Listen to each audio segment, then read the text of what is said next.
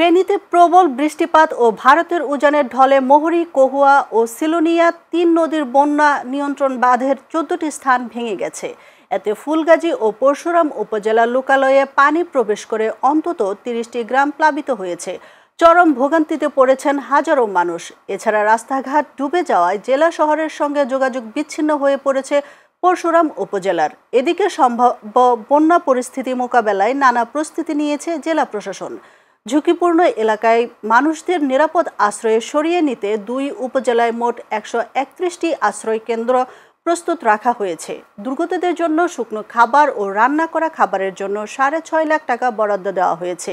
এদিকে বন্যা পরিস্থিতির অবনতি হয়েছে কুমিল্লাতেও। ফেনী ও কুমিল্লা জেলায় বন্যা পরিস্থিতির অবনতির প্রবল আশঙ্কা করা হচ্ছে। আমাদের পশু পাখি যা আছে সবই আশ্রয়কেন্দ্র নিয়েছি।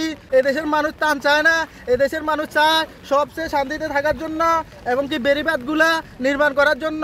আমরা এখন ত্রাণ চাই না। এই ফুলগাজী পরশুরামের একটাই দাবি, টেকসই বাঁধ নির্মাণ করা।